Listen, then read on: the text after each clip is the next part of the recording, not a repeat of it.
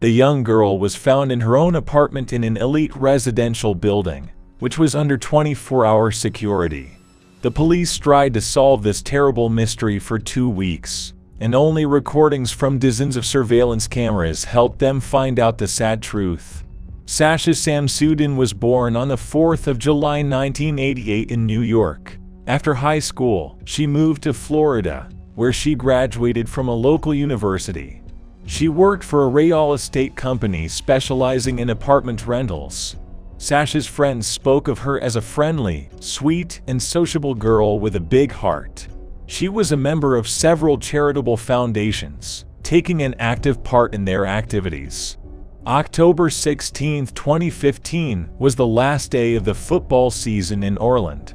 Sasha and her friends went to the stadium to support their favorite team. The match ended in victory, and the company went to a popular nightclub in the city center to celebrate. After spending several hours there, Sasha left the club around 12:30. Samsudin returned to her apartment in a luxury residential complex in Florida after a night out with friends. She lived in downtown Orlando, in a secure and modern building with 24-hour security cameras and digital keys to enter her apartment. Unfortunately, even such serious security measures did not guarantee complete safety for a lonely girl. In the closed area of this complex, there were several security posts, as well as 24-hour video surveillance. Despite the elaborate security system for the residents, the girl was found dead the next morning. Her death was immediately recognized as criminal. Sasha was going to have breakfast with her friend Anthony, but never showed up at the cafe. The guy assumed that the girl was sleeping off after going to the club. Several hours passed, but Samsudin did not show up. Anthony and 2 of Sasha's other friends went to her apartment complex. On the property, they saw her car parked in the parking lot as usual. That day, Sasha was going to attend her friend's baby shower. The gift was still in the car, which worried the friends. Of course, they were denied entry to the complex because they did not have a special guest pass. In the end, Sasha's friends decided to call the police. The officers were accompanied into the building by a helpful apartment complex security guard named Stephen Dixbury. When police entered the girl's bedroom, they noticed hair and an arm sticking out from under the blanket. A blanket was wrapped around the body. In addition, her torn t-shirt was lying nearby, the same one the girl wore to the stadium. This could indicate that the attack occurred immediately after Sasha arrived home. The pendant she always wore was also torn from her neck. For Sasha's relatives and friends, this event came as a real shock.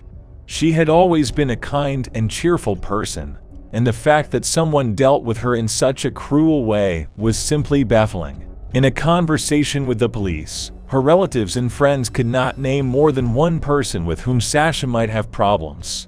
A forensic examination found unknown male DNA on Samsudin's body. The cause of her death was determined to be strangulation. Detectives examined a crime scene. They discovered that Sasha's purse, phone, and car keys were missing. There was also a strong smell of cleaning products in the apartment. Investigators found 2 fingerprints under the toilet seat in the bathroom. There was no sign of forced entry or any struggle. Investigators spoke with the security guard who was on duty that night, Stephen Dixbury. The security guard told investigators that he interacted with Samsudin and 2 other women at the entrance to the building, but Sasha did not show identification or an apartment key card, so he could not give her access to the premises. Then another resident who personally knew the girl came up and let Sasha inside. Dixbury claimed he last saw Samsudin dialing the security code on his front door. It turned out that at least 2 people saw the girl enter the condominium territory all alone. Then 2 more witnesses appeared. 2 women told investigators that they were driving a taxi that night when they saw a girl barely standing on her feet. They stopped and offered to give Samsudin a ride to her house, as she was apparently heavily intoxicated. After Sasha entered the complex, the women left. The police asked the security guard for CCTV footage. At that moment, about 15 different cameras were installed on the territory of the complex. The security guard said he was sweeping the hallways and noticed the girl was disoriented and struggling to get to her apartment. She stumbled and grabbed the walls. The security guard decided to escort her to the apartment. Dixbury explained to police that his shift ended at 6 a.m., so he had no knowledge of what happened after he left. Investigators turned to the video footage for additional evidence. At 2:06 a.m., Sasha appeared in the frame, coming around the corner and quickly climbing the stairs. The recording then shows security guard Stephen Dixbury following her and giving her directions. The girl smiles and talks to the security guard. The police immediately noticed that the degree of Sasha's disoriented state was greatly exaggerated, since the girl walked with a confident gait and did not need support. The video shows how Dixbury, having escorted the girl to her apartment, retires to his security post. After carefully studying all the surveillance videos, investigators found that Dixbury disappeared for 90 minutes and was not captured by any of the cameras. Of course, he knew about blind spots. Investigators obtained a search warrant for Stephen Dixbury's home, as well as a warrant to seize his cell phone. Technicians discovered that Dixbury was using his smartphone's browser to search for information on how to hack into a digital quickset, the exact same type of lock that was installed on Sasha Samsudin's front door. The browser queries coincided with a 90-minute period when Dixbury was not captured by any of the cameras. His fingerprints matched the one in Samsudin's bathroom and the thumbprint on her nightstand. The DNA found on the girl's body also matched Dixbury's results, and the soles of the shoes Dixbury was wearing matched the shoe prints in the apartment. In addition, Dixbury was caught on one of the cameras. He was carrying 2 white trash bags towards the second-floor garage around 6:36 a.m. This contradicted his statements that his shift ended at 6 a.m. Similar garbage bags were found in the girl's apartment. Immediately after his arrest, Dixbury declared his innocence. He insisted that he actually walked Sasha to her room and could have accidentally left his boot tracks and his prints as he supported the girl. He then told investigators that he saw a man, probably one of the neighbors, knocking on Sasha's door. Stephen Dixbury was taken to the police station and agreed to take a lie detector test. When asked if he had ever entered Samsudin's apartment, his heartbeat suddenly increased. The investigation suggested that Dixbury broke into the girl's apartment, and after she refused him intimacy, dealt with her. On October 30, 2015, Stephen Dixbury was arrested and charged with first-degree murder and burglary.